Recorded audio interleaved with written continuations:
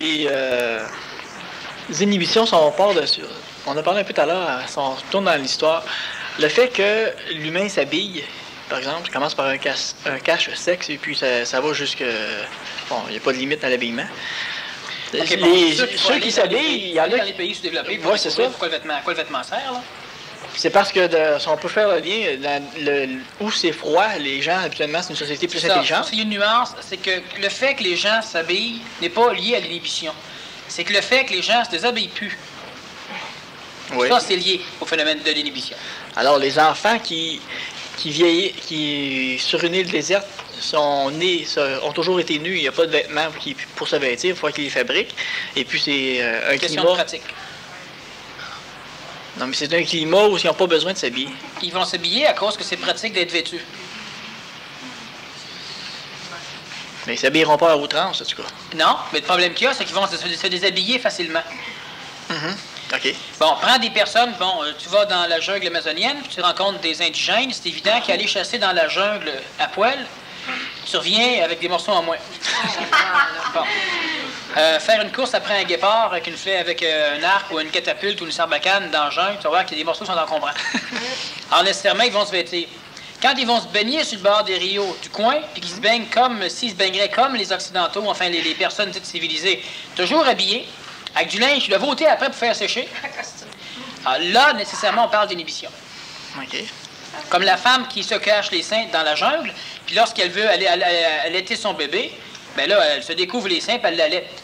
Qu'il y ait des hommes, qu'il n'y ait pas d'hommes, ça n'a rien à voir. Il n'y a pas d'inhibition là. Comment dit, il n'y a pas de sainte inhibition dans la jungle. Mais est-ce que ça a un rapport avec l'intelligence, le fait qu'il n'y ait pas d'inhibition à se déshabiller, est-ce que ça a un lien avec le niveau d'intelligence attribué à ces personnes-là? C'est pour ça qu'il faut faire attention. Ces personnes ne sont pas intelligentes dans le sens de l'intelligence supramentale. Ces personnes n'ont donc pas de conscience comme on l'a la nôtre. De ce fait, ils ne seront pas aussi inhibés que nous le serons. Ils seront plus heureux que nous le serons. Ce qu'ils ne savent pas dans leur bonheur, c'est qu'ils devront passer par les places, par le chemin que nous avons passé. Bon.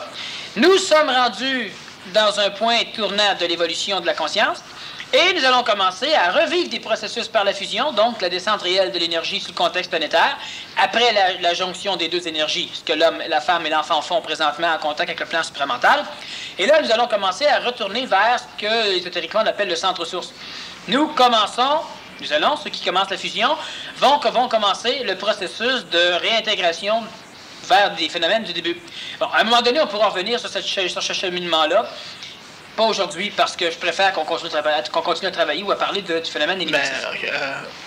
C'est-à-dire, là, je continue 30 secondes là-dessus, c'est qu'on chemine vers l'évolution, vers la conscience, et puis on régresse dans la matière, mais toujours en gardant le même niveau de conscience qu'on a été chercher. Est-ce que c'est ça?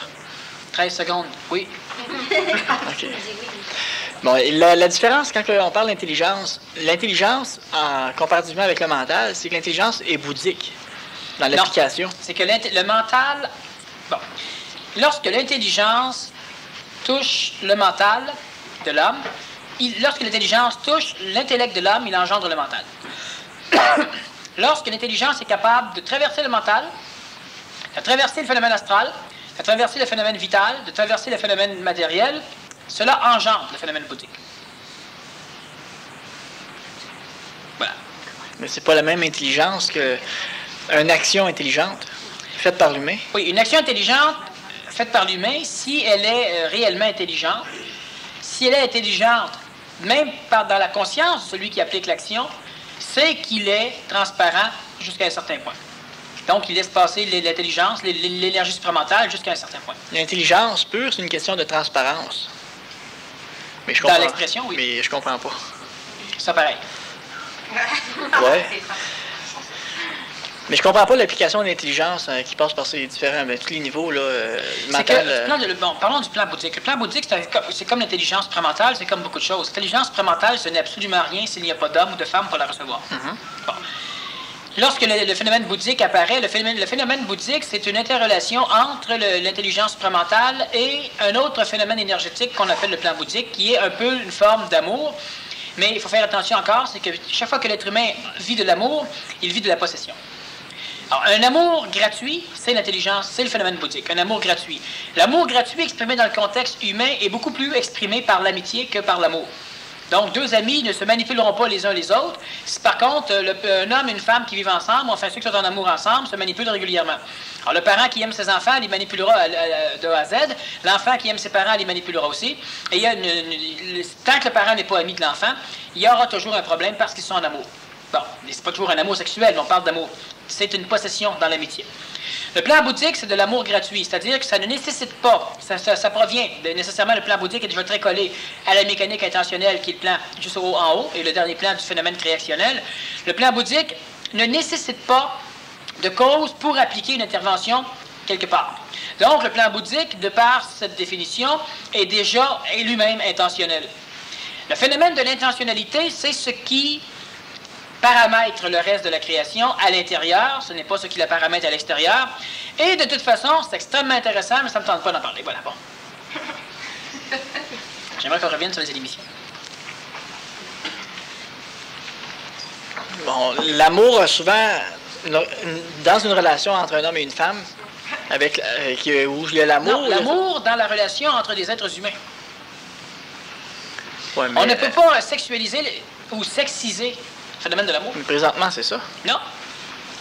Puis même si c'est ça, parlons-en pas, c'est pas ça qui va être.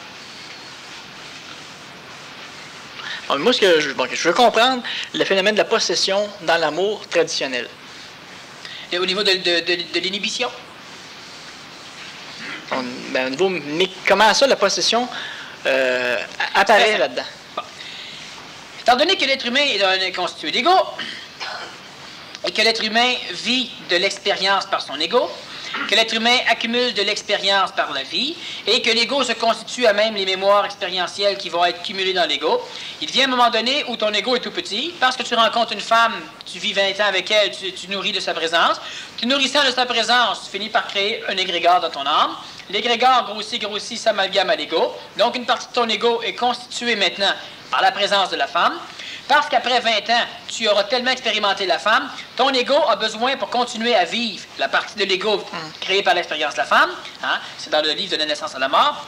Et tu pourras lire. Et puis, parce que l'ego finit par avoir suffisamment de parties de la femme, lorsque la femme s'en va, lorsque la femme sort avec quelqu'un d'autre, chaque fois que l'ego pense qu'il ne pourra peut-être plus se nourrir de la présence de l'autre, soit qu'elle va sortir avec un autre, ou elle va se séparer, elle va mourir, ou etc., il en souffre déjà. Et là, il y a plusieurs processus qui vont être amenés pour que la partie de l'ego fasse tout pour manipuler l'enfant, s'il se nourrit de l'enfant. Quand l'enfant rentre avec les cheveux bleus, tu ne le reconnais plus. Donc, au nom de ton amour, tu aimerais qu'il y ait une tête ordinaire, comme tu l'avais avant. Alors, ça ne va pas. Bon, alors ce qui va arriver, c'est que tu vas expérimenter cela et tu auras peur que la personne disparaisse ou change parce que la partie ici qui se nourrit de sa présence devra mourir. C'est la souffrance. Bon, c'est simplement pourquoi on en est là. Sauf que inconsciemment, comme j'ai déjà expliqué, tout le processus astral à partir du plan mental en descendant jusqu'au corps physique sont des copies, le mental étant le point de jonction, donc l'astral, le vital, le corps physique, sont des copies mal faites des plans supérieurs. Avec le corps physique, tu peux bouger une chose. On dit donc, je fais une action intentionnelle. C'est la copie du plan supérieur, le plan d'intentionnalité, qu'en ésotérie, certains appellent le plan divin, qui n'a rien à voir avec Dieu. Au niveau du plan vital, on aura une correspondance supramentale surtout. Le plan vital est celui qui permet la révélation de la matière. La révélation de la matière étant accomplie, on a la matière là. Le double éthérique, le corps de lumière, va être créé dans le plan supramental, qui est la copie en parallèle avec le plan vital. Le plan astral, l'émotion, va être surtout reliée au phénomène bouddhique, là où on va retrouver ce phénomène d'amour. Mais l'humain ne peut pas définir ce qu'est l'amour, parce que l'humain met trop d'amour dans son amour. L'humain a un amour qui aime, un amour sélectif, un amour qui déteste une personne et qui en aime un autre. Alors que le phénomène de l'amour, dans sa globalité, est un phénomène qui, comme l'atmosphère, est partout. Donc, il n'est pas sélectif. Le plan astral est la copie manquée du phénomène bouddhique. Lorsque l'être humain vit, il essaie de recopier les mécaniques qu'il se rappelle dans sa terrestrification, qu'on appelle chute dans des régions où on ne connaît pas, où on ne comprend pas la mécanique de diffusion de l'humain. Et lorsque l'être humain a été effusé dans les contextes matériels pour pouvoir faire un travail au niveau de la création, ce que je ne veux pas parler, je n'ai souvent parlé pour pouvoir revenir, ce qui va arriver, c'est que les parties planétaires, essayant de copier en haut, vont le copier tout croche, ce qu'on appelle la coloration. Parce qu'il y a une coloration, la coloration, à un moment donné, tu dois parvenir à l'éliminer. C'est-à-dire que la coloration doit devenir suffisamment embêtante. Et comme l'être humain est bâti dans sa structure égoïque, il y a suffisamment d'intervention par le canal réincarnationnel 24 heures sur 24 de mécanique extérieure. Il y a toujours une perturbation astrale dans la conscience astralisée, la conscience émotive de l'humain, qui va le forcer à rechercher du neuf, mais à très à petite dose. Alors, ce qui va arriver, c'est que progressivement, l'être humain va vouloir chercher quelque chose d'autre et cela va l'amener à se satisfaire, c'est-à-dire à se gaver, à devenir sevré d'une forme d'expression ou de gustation de son monde, ce qui va engendrer l'inhibition, lui permettant de passer plus haut. Quand on parle de possession, il faut comprendre, c'est animal, mais il faut comprendre que l'homme, la femme vont être jaloux l'un de l'autre, ou là, enfin, jaloux, je suis jaloux du voisin parce qu'il sort avec ma femme, ou etc. Ce qui va arriver, c'est que l'être humain, dans l'archétype, dans ce qui traditionnellement le constitue, il a déjà eu la liberté sexuelle, il a déjà eu la liberté dans la matière, mais on parlait du sexe pour l'amour, il a déjà eu la liberté de sexe, certains vont dire de jouer, non, mais de s'exprimer et de grandir là-dedans, parce qu'il a une inhibition, il y aura d'autres inhibitions, il arrive à avoir une seule femme ou un seul homme. Ce qui va arriver, c'est que si en plus tu perds celui-là, déjà assez que tu es inhibé au bout, tu vas tout faire pour le perdre.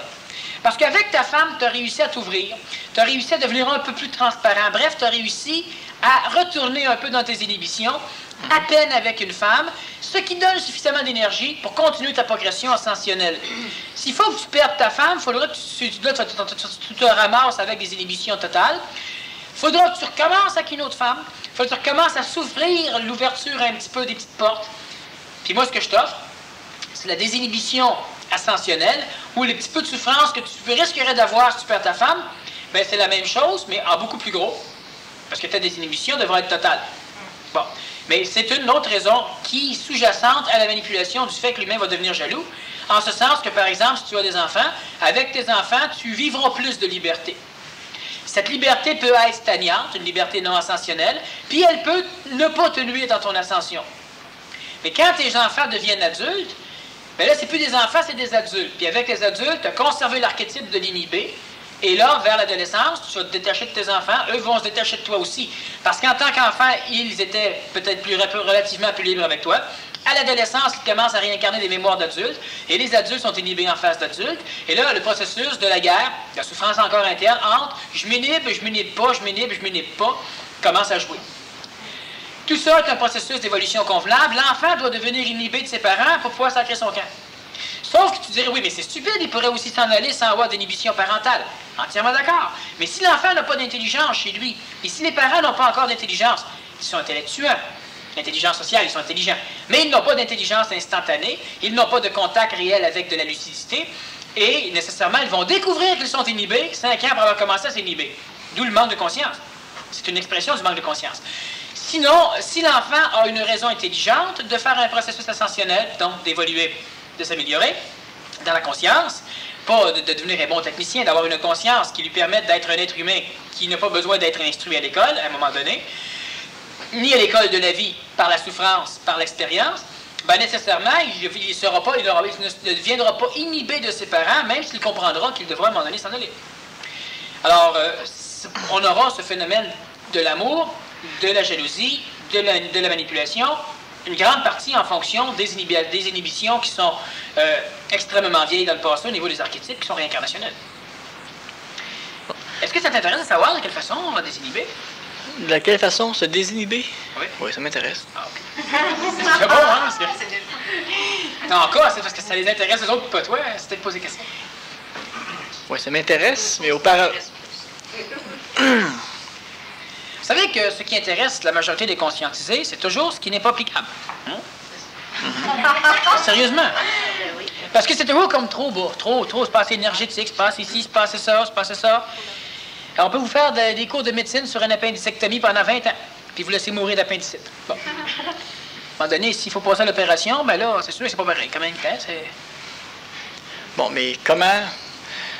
Est-ce que tu veux que je t'en parle? C'est parce qu'avant, je voudrais savoir l'intérêt que peut avoir deux personnes de vivre ensemble. Quel intérêt? Ça dépend des individus. Désinhibé. OK. Deux personnes désinhibées, quels intérêts qu'ils auraient de rester ensemble? Oui. Ah, OK. C'est une bonne question, parce qu'il y a beaucoup d'intervieweurs, à un moment donné, qui me disaient justement qu'ils ne voulaient pas évoluer trop vite. T'sais, si je dis que deux êtres désinhibés n'ont plus d'intérêt ensemble, tu peux dire, bon, ben, j'espère que ma femme et moi, on ne se désinhibera pas trop vite. On reste encore ensemble un peu. Il y a une question d'énergie. Premièrement, ce qui arrive, bon, je vais expliquer rapidement. Ce sera beaucoup plus clair, possiblement, si je l'expliquerai la troisième partie. Bon. Mais ce qui va arriver, c'est que les êtres humains vont, comme c'est toujours le même phénomène, avoir une raison intelligente d'être associés, donc de vivre ensemble. Alors, un homme et une femme ont une raison intelligente, pas de se marier, tu n'as pas de raison intelligente de te marier, c'est des raisons collectives, mais de vivre ensemble. S'ils sont intelligents, donc désinhibés totalement, ce qui va arriver simplement, c'est que toute l'énergie qu'elle, par son corps physique, ne peut pas exprimer, elle va sans doute retrouver dans l'énergie que tu exprimes par le tien. Quand je parle du corps physique, je ne parle pas de sexualité. Ton corps physique va faire que tu vas parler différemment que moi. Tu vas agir différemment que moi. Alors, ce qui va arriver à un moment donné, c'est que tout ce que je ne peux pas être, si tu l'es, nécessairement, on aura une raison intelligente d'être associé. Si c'est un homme et une femme, ils seront associés aussi. Avoir un enfant, c'est autre chose. Bon, là, nécessairement, va intervenir la sexualité génitale. Mais nécessairement, la correspondance énergétique entre un homme et une femme, entre un homme et d'autres hommes, entre une femme et d'autres femmes, entre des adultes et des enfants, peut être d'ordre vibratoire à un point tel qu'à peu près n'importe quel animal humain qui vivrait ça serait en orgasme. Alors que pour la femme nouvelle, l'homme nouveau ou l'enfant nouveau, on ne parle pas de génitalité encore une fois, mais la communion qu'il y aura entre ces individus-là va faire que de toute façon, ils vont s'associer ensemble.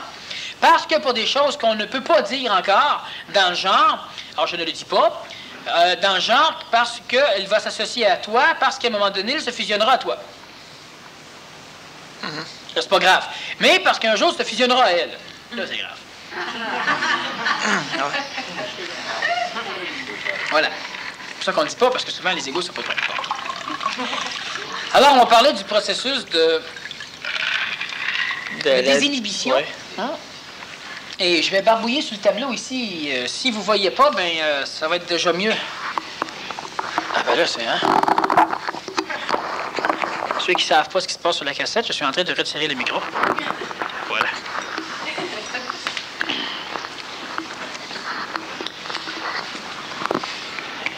Ils ont inventé les micro-cravates, ils n'ont pas inventé les micro-boucles. Alors, je vais me contenter de ceci. Bon, c'était très simple.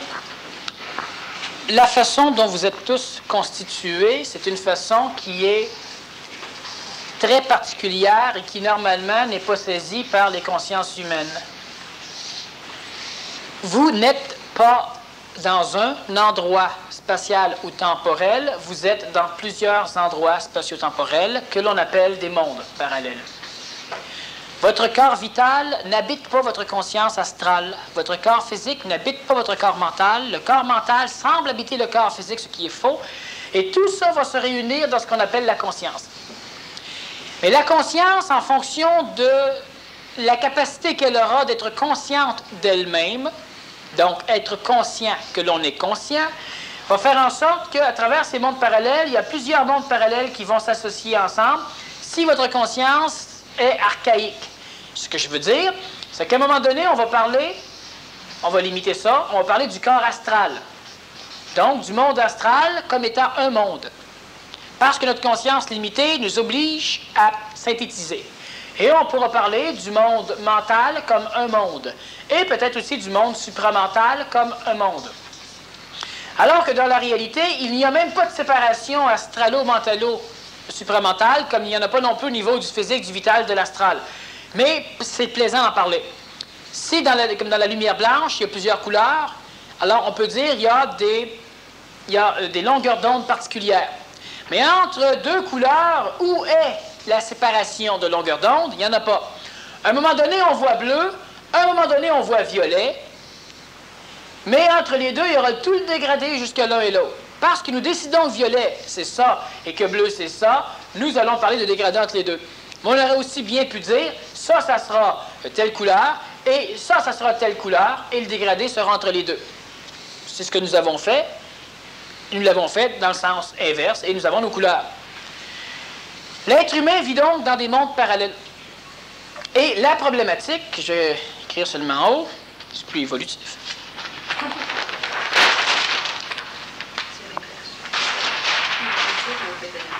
c'est que votre conscience, ici,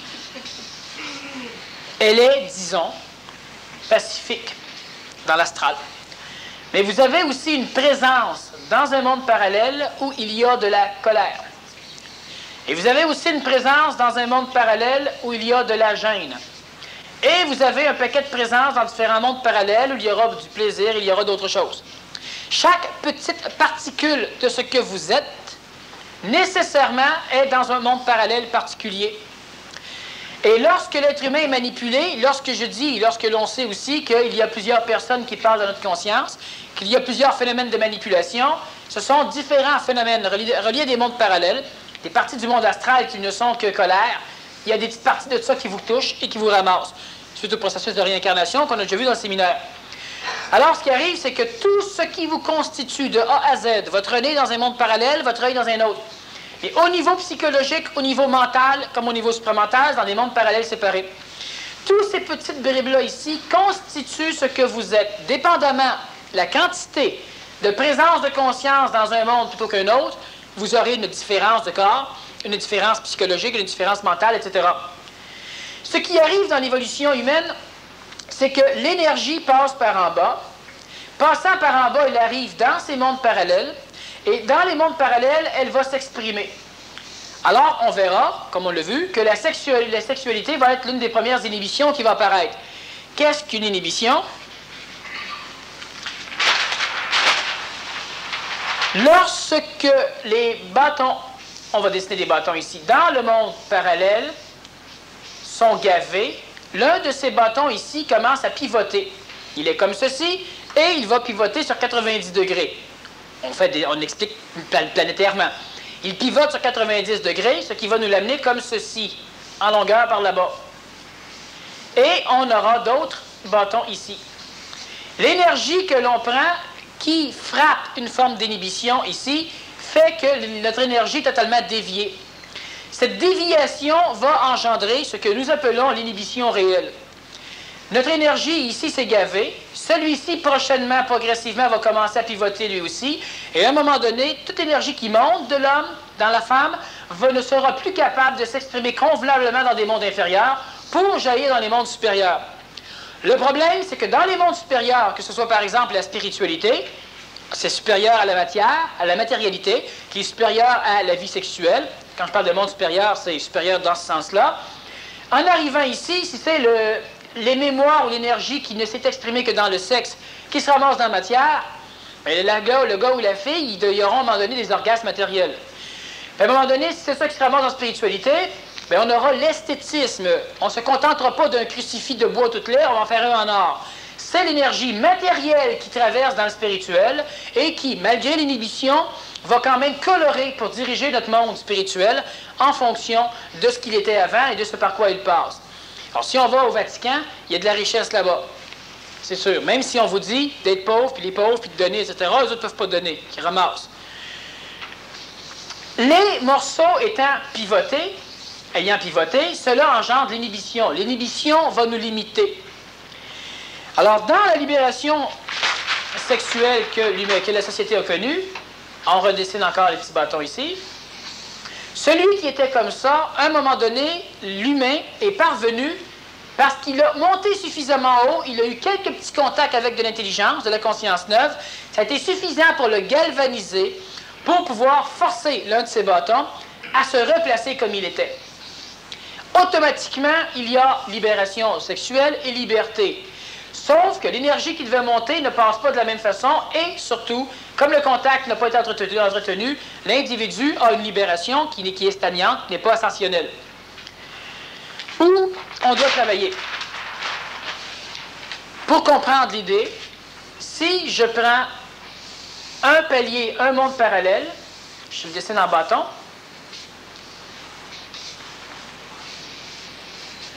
on a une forme. Si celui-ci tourne légèrement, on aura une forme sur le côté. Bon, le bâton s'en va par là-bas. Inhibition. Et si on le replace dans la même forme, liberté involutive est fusionnelle, l'inverse de la fusion.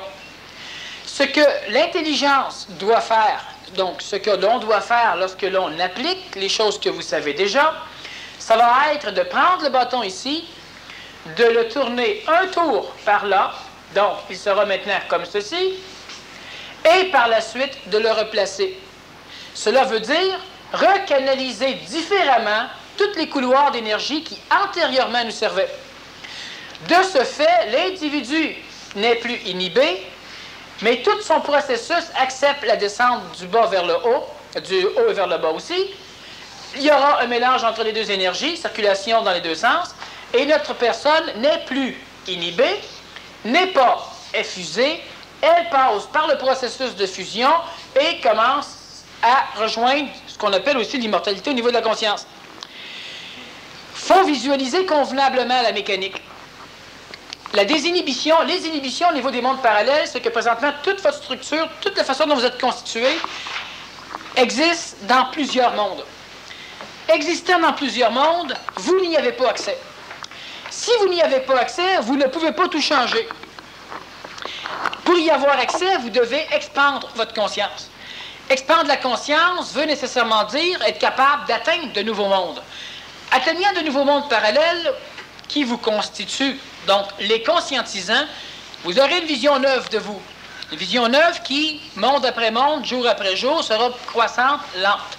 Donc, on va découvrir après 20 ans qu'on a changé, mais en réalité, on n'a pas changé. On accepte dans notre conscience nos parents qui vivent dans des mondes qu'on appelle le passé, mais c'est des mondes instantanés de mémoire, le monde astral. On accepte la réincarnation, on accepte plusieurs choses qui ne procèdent que de la conscientisation à travers les mécaniques des mondes parallèles.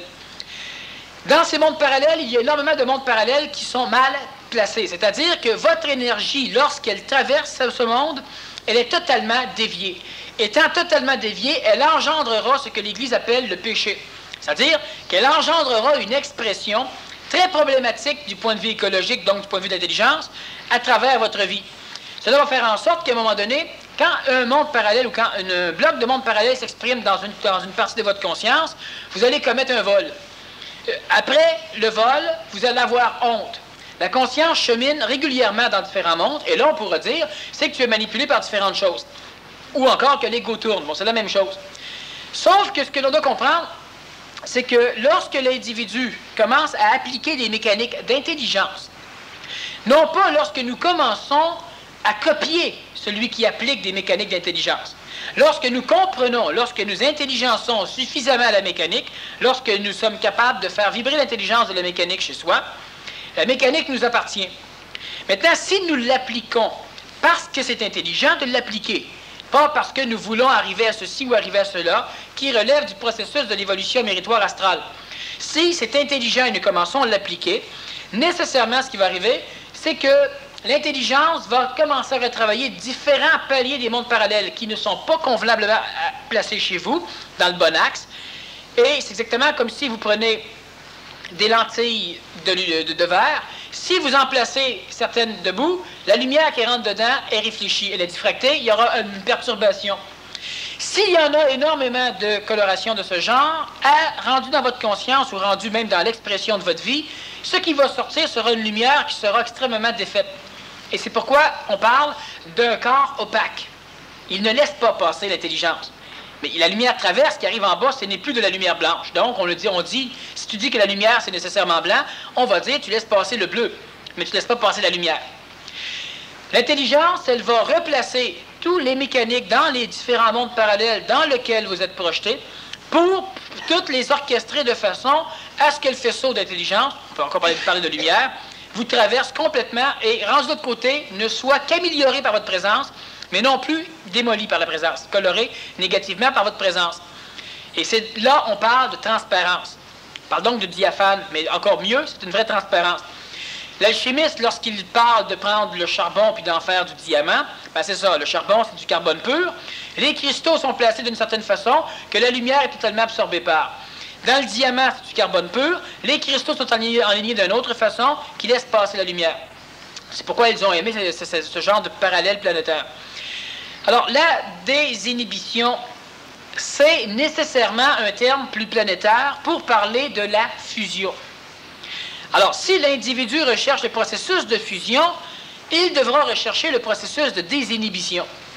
Mais si on veut se désinhiber, alors nécessairement, il y aura une autre barrière extrêmement forte, solide, qui va apparaître. On l'a vu, l'inhibition face à la désinhibition. Si tu commences à replacer les morceaux dans...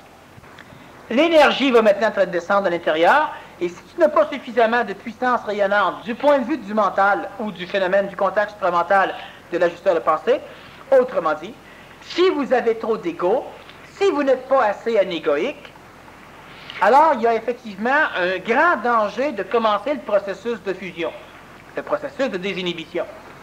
Parce que si l'individu est trop égoïque, l'individu procède encore de l'évolution méritoire. À chaque fois qu'il va, par exemple, on parle de libération sexuelle, alors prenons l'exemple d'une femme qui parvient à agir comme l'homme, elle va se dire, bon, tu vois, j'ai réussi. Elle a de l'ego, et sa désinhibition est une désinhibition évolutive stagnante. Elle ne pourra pas se servir de cette désinhibition en fonction de l'évolution, parce qu'elle pourra l'entretenir non pas comme un facteur naturel, ça va de soi chez elle, mais elle l'entretiendra comme un facteur de compétition et un facteur de représentation. Je suis libre parce que ceci.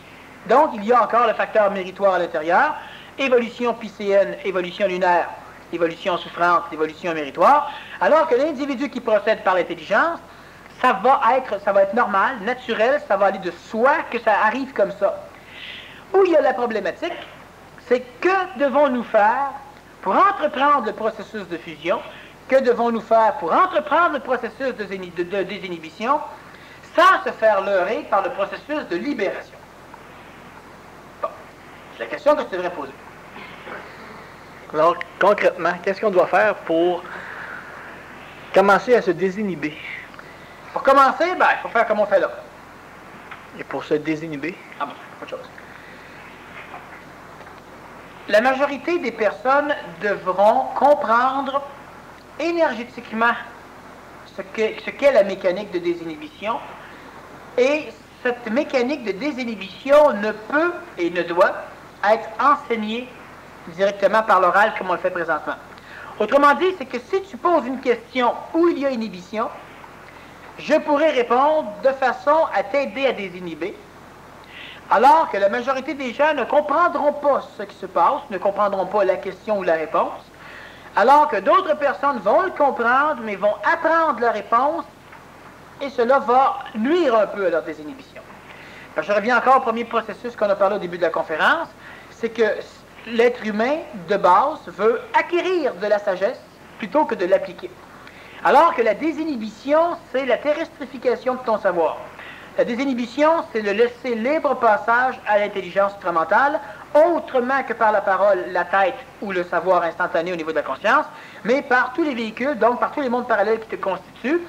Cela veut dire que tu vas devoir commencer par te désinhiber en termes de processus de collectivisme. Certains ont déjà commencé. Bon, alors, ou certains ne sont pas encore assez inhibés. Il y aura le processus de théologie à un moment donné. Est-ce que ça veut dire qu'on retourne à la messe? Non. Ça veut dire qu'on est capable d'y aller. Ça ne veut pas dire qu'on y va. Et quand je dis être capable d'y aller, ça ne veut pas dire qu'on dit qu'on est capable d'y aller. C'est qu'on ne se pose même plus la question. Puis si quelqu'un t'invite à la messe, tu n'as rien à faire, tu peux y aller aussi. Puis si tu y vas, tu vas aussi trouver ça le fun, plaisant.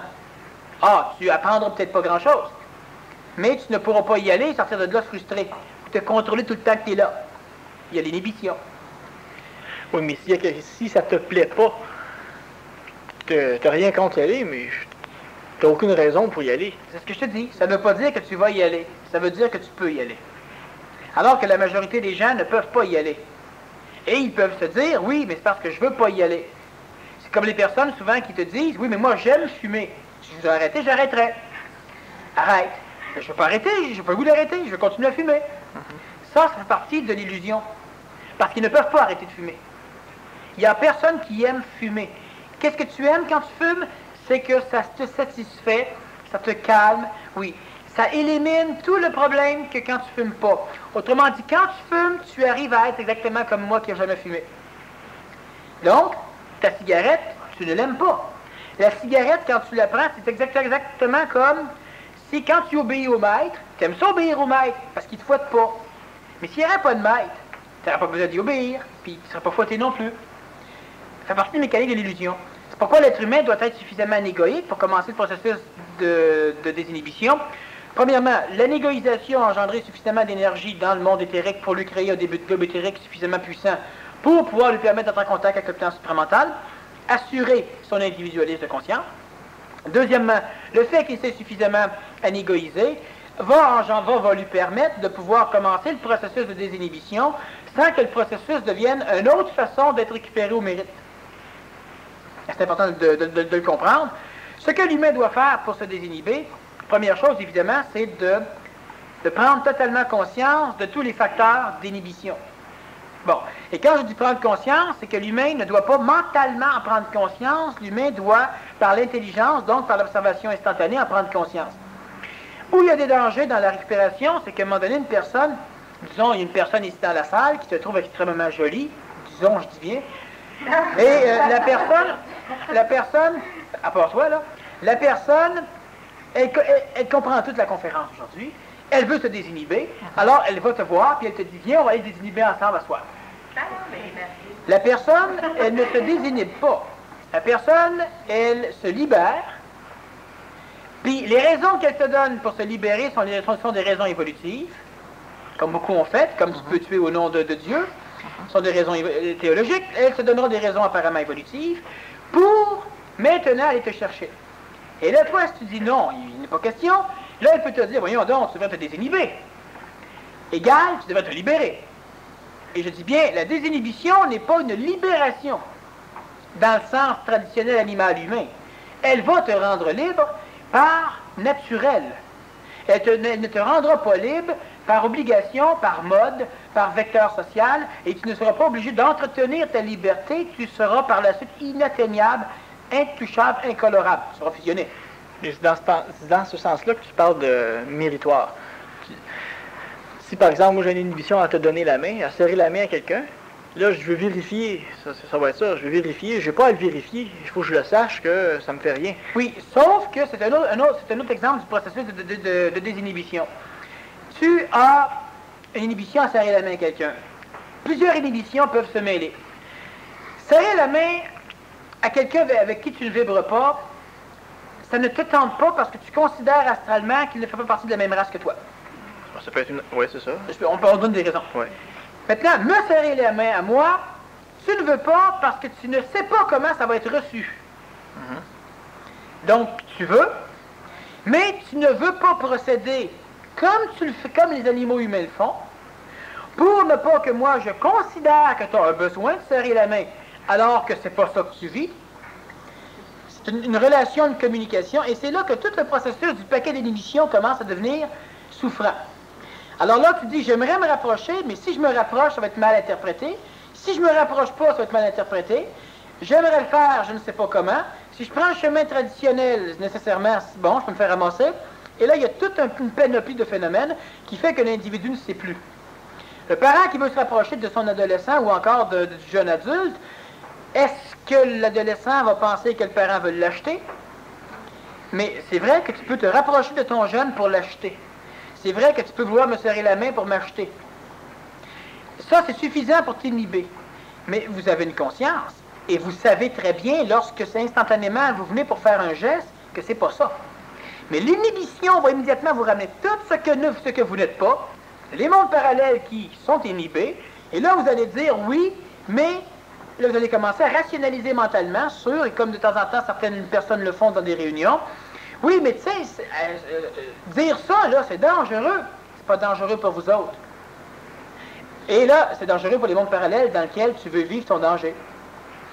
Les inhibitions deviennent une problématique dans la libération ascensionnelle vers la conscience supramentale. Donc, les inhibitions, même s'ils ont été les paliers moteurs de l'ascension humaine jusqu'au début du processus de fusion, elles sont les gardiens de l'involution, c'est-à-dire qu'elles protègent l'évolution, en ce sens qu'elles vont tout faire pour t'empêcher de retourner en arrière.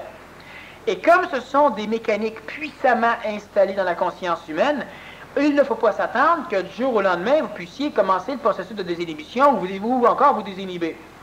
Mais où il y a le gros danger, c'est que le processus doit continuellement être mené par de l'intelligence.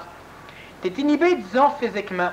tu décides d'aller dans une colonie de vacances ou dans une colonie de nudistes, est-ce que tu pratiques la désinhibition ou si tu travailles la libération? Et là, c'est fondamental comme question. L'autre question, est-ce nécessaire d'aller, par exemple, dans un club de nudistes pour se désinhiber du point de vue du corps physique? Mais la majorité des intellects, ou des mentales, ou des astros, des égos, vont répondre, non, c'est pas nécessaire.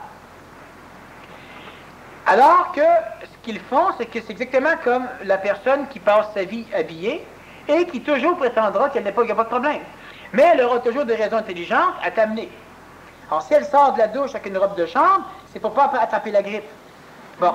Si elle se baigne avec un maillot de bain, c'est parce qu'elle a peut-être une blessure, un bouton, elle a peut-être, il y a d'autres personnes qui ne comprendraient pas, ou simplement, si tout le monde comprendrait, bien là, elle ne se baigne pas parce que fait trop chaud, parce qu'elle n'aime pas l'eau, parce qu'il y en aura. Bon. Et c'est le danger. Alors, il est nécessairement l'humain qui doit commencer le processus de fusion, ne doit pas se poser la question, « Oh, mais c'est compliqué, fait que je fais quoi? » Il ne doit pas se poser cette question-là. Parce que s'il se pose cette question-là, qu'est-ce qu'il dit? Il dit, je suis juste de la mémoire, puis il manque des informations, donnez-moi-en. Donc, il ne procédera pas par l'intelligence. L'individu doit se dire, vous devez intelligencer et comprendre ce que je dis. L'individu doit comprendre l'absurdité et le point focal que j'amène, pour après ça, par son intelligence, commencer lui-même son processus de désinhibition. Le processus va sembler plus long de cette façon, alors que si on instruit du processus, ça va sembler plus rapide et ça va être mauditement plus long parce que vous allez apprendre des choses sans les comprendre. Et juste avant que tu poses une question, regardez ce que ça donne. Si vous devez comprendre de quelle façon éliminer une désinhibition, tout le processus pour parvenir à la désinhiber est le processus de désinhibition. Alors que si on vous instruit d'un processus, bien, vous allez l'avoir appris, il ne fonctionnera jamais, parce qu'il ne fonctionne que si vous le construisez. Exactement comme je te dis, explique-moi pourquoi, si je te donne un bâton, chaque jour, je vais te donner un bâton. À chaque jour, tu as le choix. Tu reviens avec le bâton et tu me le remets, auquel cas, je ne le prends pas et je t'en donne un autre. Ou bien tu reviens me voir et tu ne m'en donnes pas, auquel cas, je ne t'en donne pas non plus et tu m'en dois un.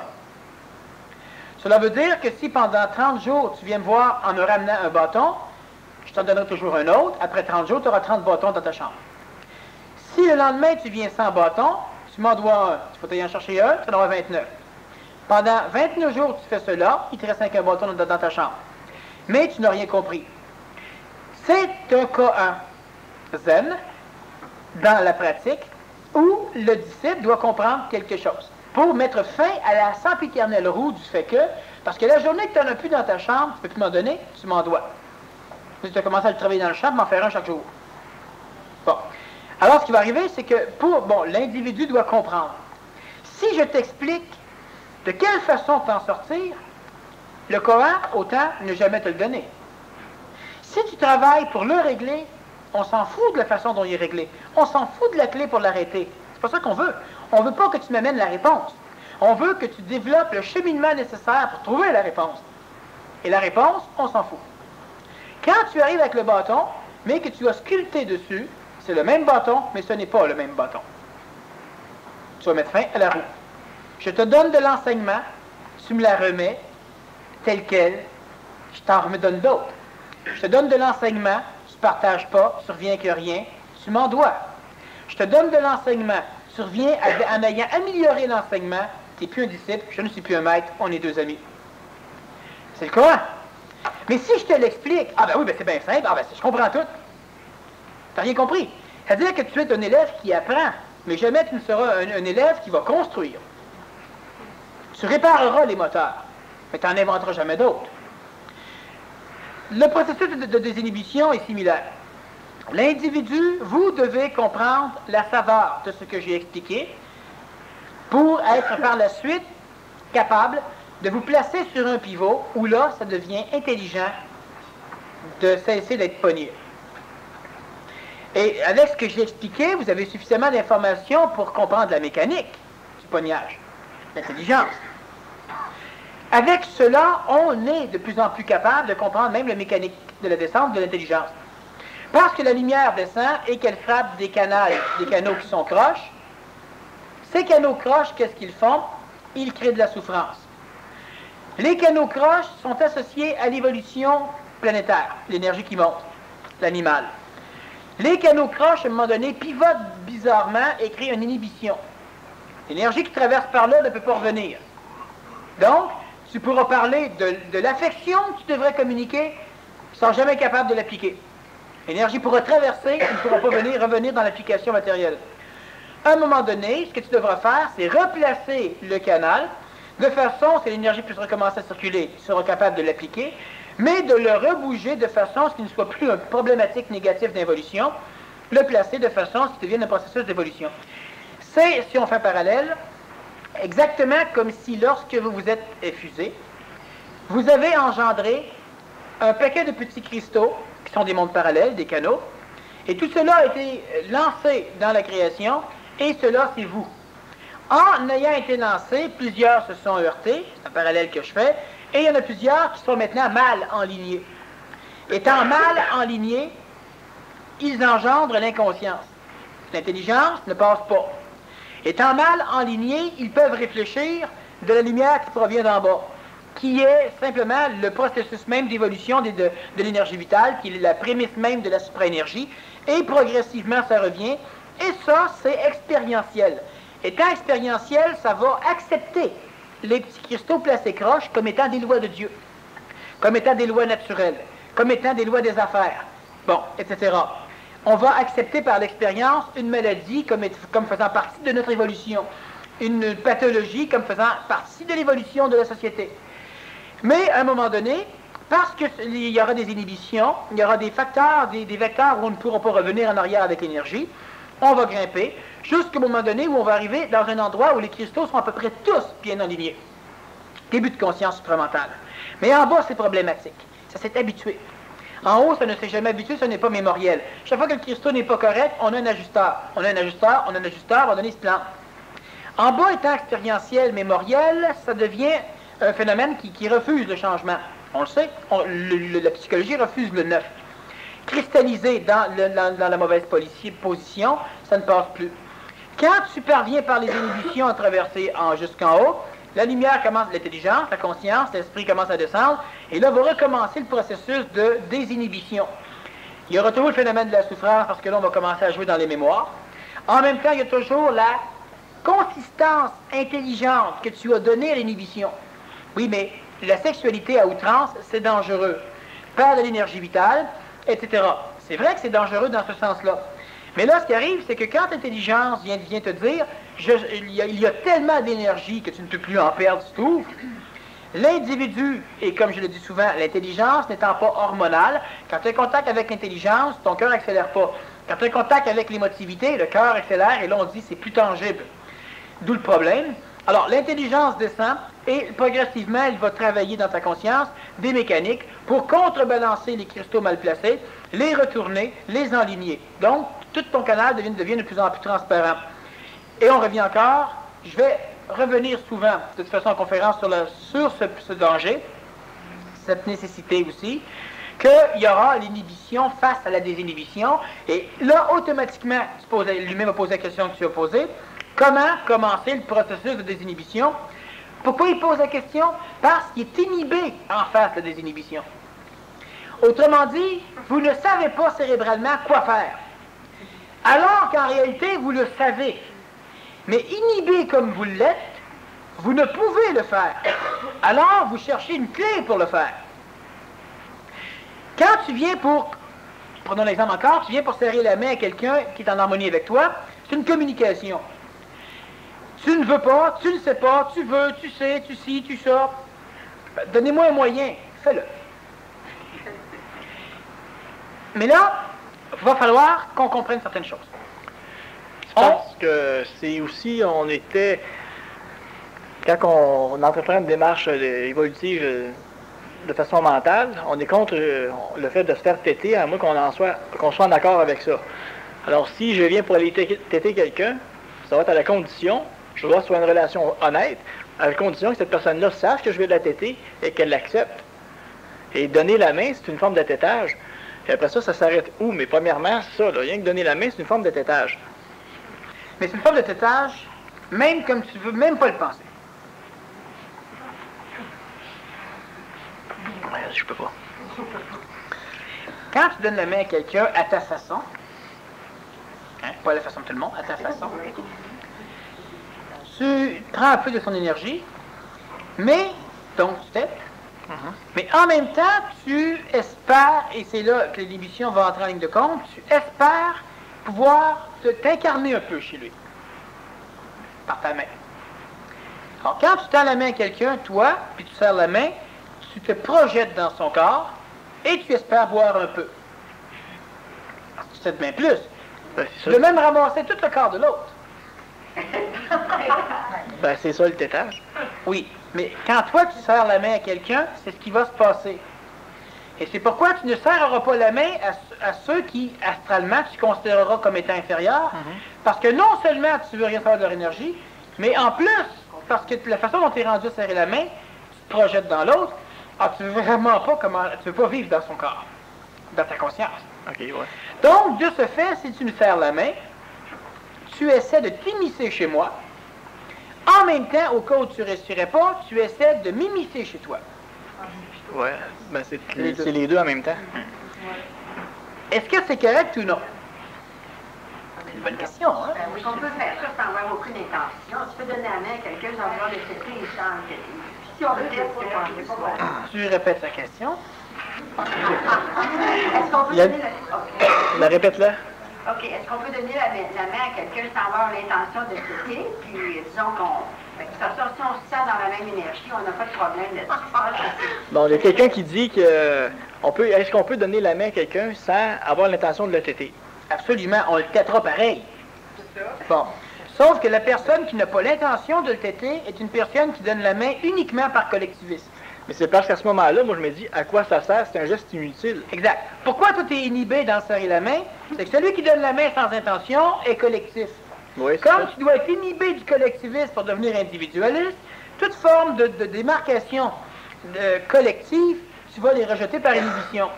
Alors, plus un individu est collectif, plus l'individu sera capable facilement de faire des choses que tout le monde fait.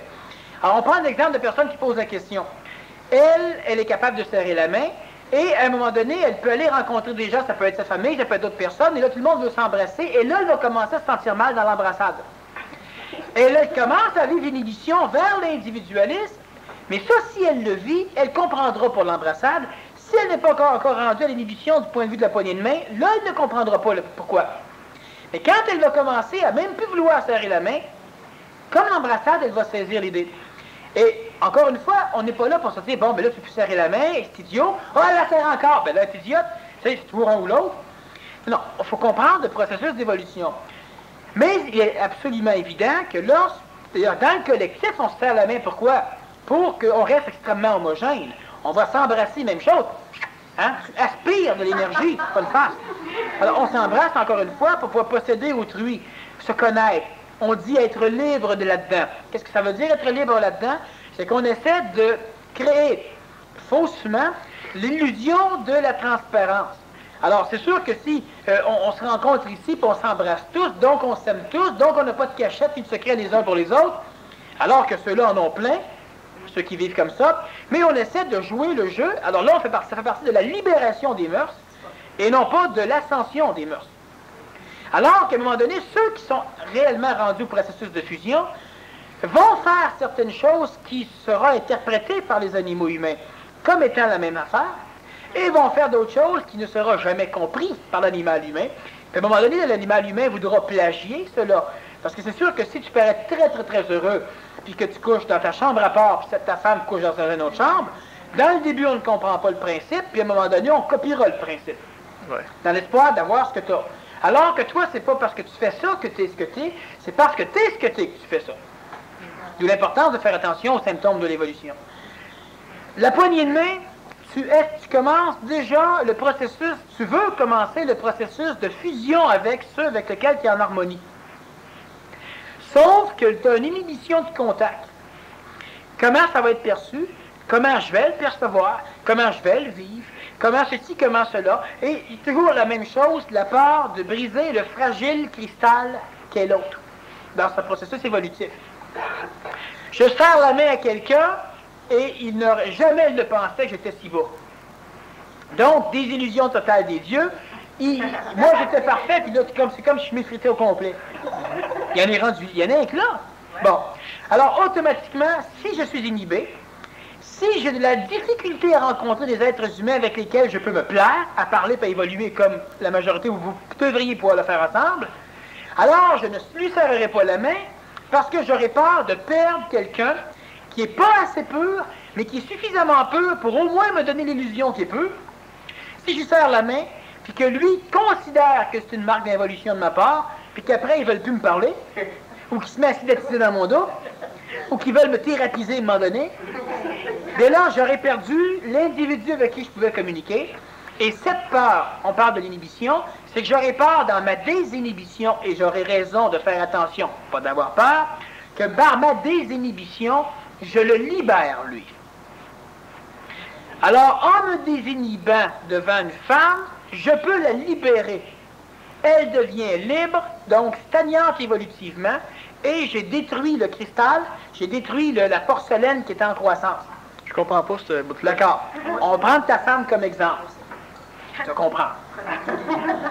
On a une personne, par exemple, dans le groupe des chefs, qui, à un moment donné, va se baigner sur le lac. Et se baigne nu. Oui, il marche. Ta femme est là, et elle décide de se baigner elle aussi. Puis là, eux autres vivent tellement bien qu'ils décident que, puis là, ben merde. Alors, ils se déshabillent, ils se baignent. Et ils se sont désinhibés. Maintenant, le premier qui décide qu'il va se baigner, disons que c'est le gars. Ta femme, elle décide de se libérer, donc de se désinhiber plutôt, et à un moment donné, elle se fait récupérer par ce que devient l'autre. L'autre est tellement beau, je ne parle pas physiquement, mais je parle complètement, tellement pur, tellement enfant, tellement parfait, que automatiquement, elle tombe en amour avec lui. Alors maintenant que lui s'est désinhibé, elle est devenue libre. Et là, elle ne sera plus dérangée de vouloir se rapprocher de lui, de vouloir peut-être même coucher avec lui, elle voudra se gaver de lui. Mais là, c'est de la libération, ce n'est pas de la désinhibition. Dans un autre processus, les deux désinhibés ne tombent pas en amour l'un de l'autre. Peut-être que tu pourras arriver dans le bois et te rendre compte qu'il y en a un qui est en train de faire un massage à l'autre. Peut-être qu'ils sont même couchés un à côté de l'autre. Il peut y avoir une harmonie vibratoire parfaite. Si tu es désinhibé, ça ne te dérange pas. Mais si tu n'es pas désinhibé, ça va concrétiser, ça va renforcer ton inhibition, ralentir donc ta libération vers l'ascension.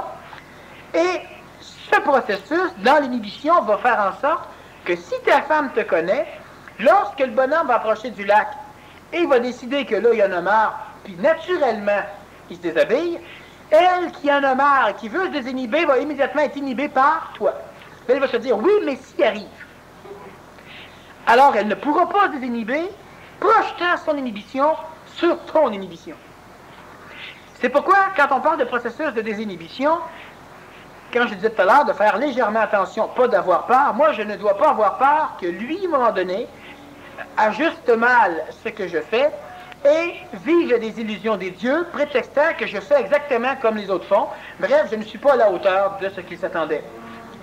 Mais je reste ce que je suis, c'est ce que lui projetait et c'est son incompréhension qui va amener ça. Je ne dois pas avoir peur, mais je dois m'arranger, et on va revenir dans la troisième partie, dans la désinhibition, tu ne peux pas entreprendre le processus de fusion n'importe où dans la société, avec n'importe qui.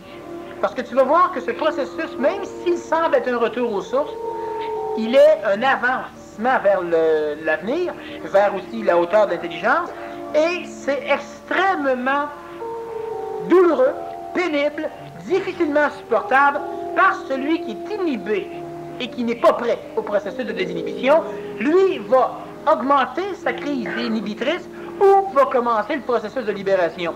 Mais l'individu qui commence à fusionner, à se désinhiber devant n'importe qui, est un réel danger cosmique. C'est pourquoi on devra s'arranger, on va en reparler, on va faire une petite pause, mais on devra s'arranger pour sélectionner les individus avec qui on veut vivre en fusionner. Pas avec qui on veut vivre la fusion, pas avec qui on veut vivre la désinhibition. Toi, tu ne dois pas vivre avec moi ta désinhibition. Mais quand tu te désinhibitionnes, possiblement que avec moi, tu voudras vivre tel que tu es, transparent. Ne deviens pas transparent avec moi, mais trouve au moins quelqu'un pour continuer à jaser tout en pouvant rester transparent. Sinon, tu vas trop t'ajuster. Ajustement ou trans. On fait une petite pause, puis on...